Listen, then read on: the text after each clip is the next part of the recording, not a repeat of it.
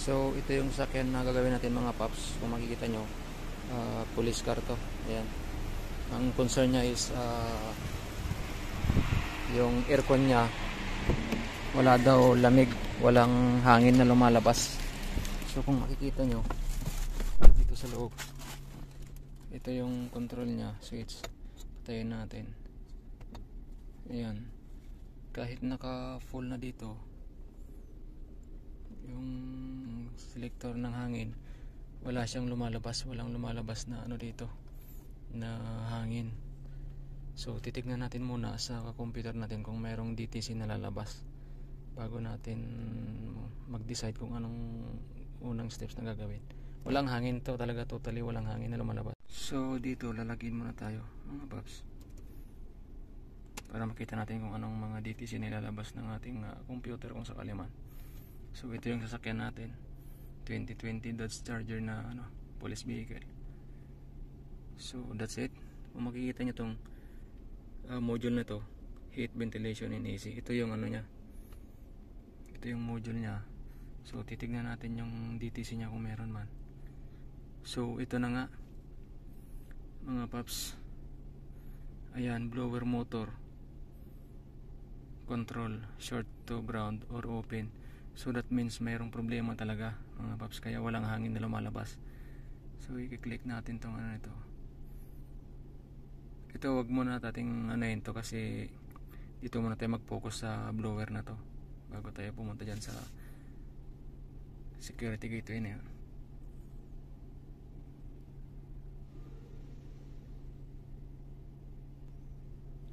Hina ng internet natin Ayan. So ito na yung DTC natin, yan, blower motor control circuit, short to ground or open. So titignan natin kung ano yung mga possible cause nya. Ayan, makikita nyo yan, dito na lahat yung mga possible causes. So dito isa-isahin natin yung mga sinasabi ng possible causes. Tignan natin kung saan yung error nya. So ito yung set conditions nya, kung makikita nyo yung sinasabi nya. Ayan, for the period of 30 seconds. So ito na yung possible causes nya. Okay, so tignan natin yung susundan natin yung mga procedure. Active DTC, okay, DTC return. Yan, ang una daw na papalitan muna is yung relay muna. Pag okay daw yung relay, did the DTC relearn? Yes, go to 3. Check the C7 blower motor supply circuit for an open and high resistance. Okay, ito ang mga susundan natin mga paps na mga guides para mag ng DTC. Yung susundan natin lahat yan. So let's go, titignan natin muna. So punta muna tayo sa wiring diagrams mga paps. Ayan, punta tayo sa body, tignan natin yung HVAC system. So ito yung HVAC natin. Ayan, ito yung wiring diagram natin para dan sa blower motor. Ayan, tignan natin kung anong nya, saan siya. Blower motor, so ito power module, blower motor front. So okay, so ito na siya. Ayan, andito yung blower motor at saka yung pinaka module nya. Tapos yung positive supply, ito naman siya. So papunta siya sa blower motor relay. So ito ang titignan natin una mga paps. Tignan natin yung location kung saan siya. Click natin yan, show location view. So kung makikita natin, nasa rear power distribution center. So ibig sabihin nandun siya sa trunk yung natin, yung hinahanap nating relay. So ito na rin siya, kung makikita nyo yung position nya. Ayan, blower motor, ito yung relay. So pupunta natin sa likod ngayon, titignan natin kung saan siya doon banda. So let's go. So andito na tayo mga paps. Ito na nga yung natin, rear distribution natin. So ito yung nasa video, dito siya ngayon. So itong relay na to ang bubunutin natin para tignan natin kung anong niya. Kukuha tayo ng isang relay, tapos isuswap natin, tingnan natin kung magiging okay yung blower nya. Okay. So titignan din natin yung fuse niya mga paps. Kung makikita nyo, ito yung fuse niya. Fuse number 15, 40 amps. Tignan natin kung may supply dito. So ayan, nakikita nyo naman may ilaw yung test light natin. Ayan, so ibig sabihin buo yung may supply siya. Ngayon, tututok na lang tayo sa relay ngayon. Bubunutin natin to para tignan natin kung saan yung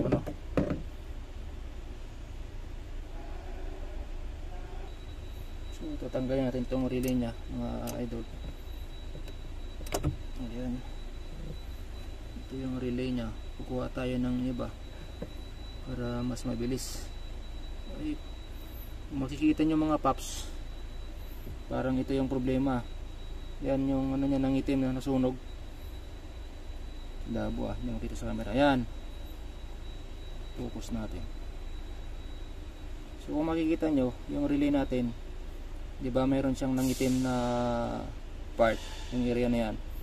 So may posibilidad na ito yung yan, parang nasunog siya may marka ng itim. Dito sa kabila wala, dito wala din to, hindi to so ito talaga yung nag-iisang na to. Yan, nangitim siya.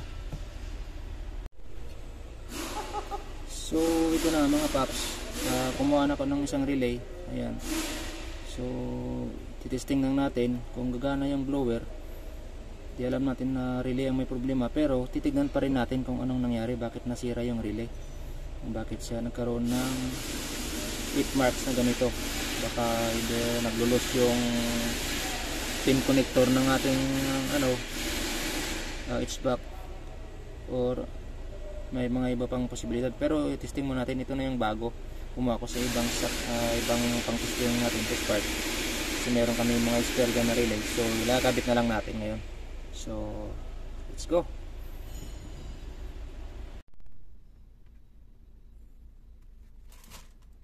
So andito na nga tayo paps sa loob ng ating sakyan ngayon. Titesting na natin kung gagana yung aircon natin ngayon, kung mayroon ng hangin na lalabas. At titingnan din natin sa computer mamaya kung anong nangyari doon sa pa-active kanina. So isi-switch on na natin yung ating AC. So ayan nga mga paps, ayan na, gumana yung yung hangin, meron na siya ng hangin. Hinaan natin, meron din na.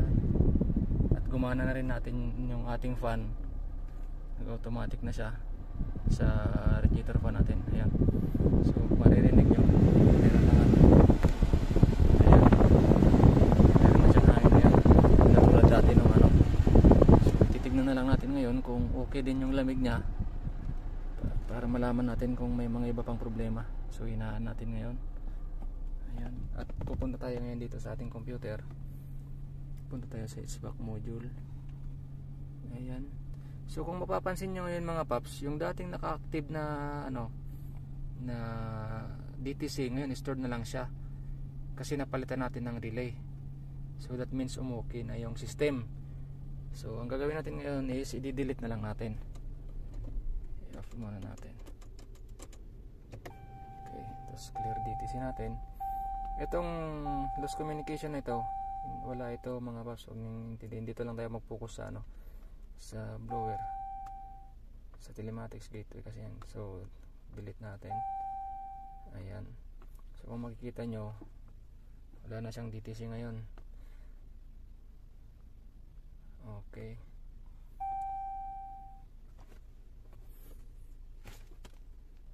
so kung makikita nyo ngayon, yung HVAC natin module ngayon is nakabulo na siya. That means wala na yung naka-stored na mga DTC, wala na siyang ibang problema na So start natin, tapos open natin yung AC ulit. Ayan, so andyan na yung hangin niya ngayon. Balik tayo dito sa ating HVAC module. Ayan, DTC. So kung makikita nyo ngayon, wala, there are no DTCs present for this ECU. So that means okay na siya.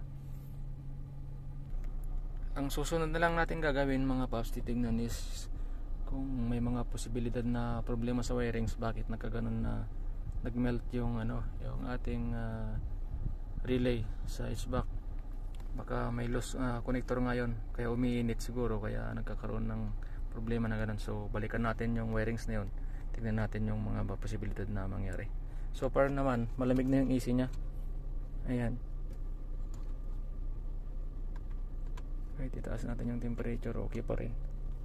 So let's go, tignan natin yung isang wiring, balikan natin yung Dodge Charger nga pala. So kung makikita nyo Paps, ito yung mga wiring nya, ito yung mga pin connector, ito yan. So kung makikita nyo yung area na ito, ayan, diba nagkaroon siya ng corrosion, nagmelt siya.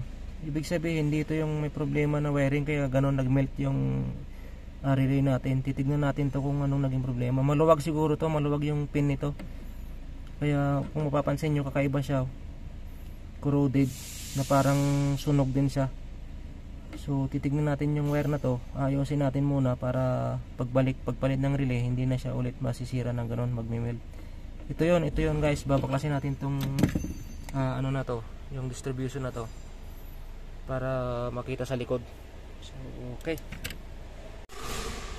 So ayan mga Paps, nakikita nyo, ito yung wire nya, nag-melt nga. Yung kulay blue natin na wire, yan, nag-melt na siya. Yan, para makita nyo itong area na to mga Paps. Yan, kung makapapansin nyo, makita nyo nila yan, melt na yung nito, yung plastic, sobrang init. Yan, kaya tatanggalin natin tong connector na ito para makita natin sa loob kung anong magiging problema niya. Maluwag siguro yung pin nito, kaya uminit ng gusto. Ayan, so let's go, tatanggalin natin. Ayan siya, grabe. So ito na nga yung wire natin mga Paps, na hugot ko na siya dito sa ating distribution box. Makikita nyo siya, medyo sunog siya, sunog yung condition nya. Ngayon dito maluwag nga nilalagay natin yung relay, maluwag, wala siyang kapit. So ang gagawin natin is hihipitan natin to, i-adjust natin ito konti para sumikip siya, para hindi na siya mag-init pagkakabit ng relay. So let's go. So ito na siya, after nating ma-adjust ito, yung pinasikipan natin itong connector. So makikita nyo ngayon siya, okay na, matigas na siya. Pagka sinusuksok natin, hindi na siya naglulos katulad dati. So babalik na natin yung mga wires na ginalaw natin, tapos i-delete na natin yung DTC para sorderan natin ng relay mga Paps. So let's go.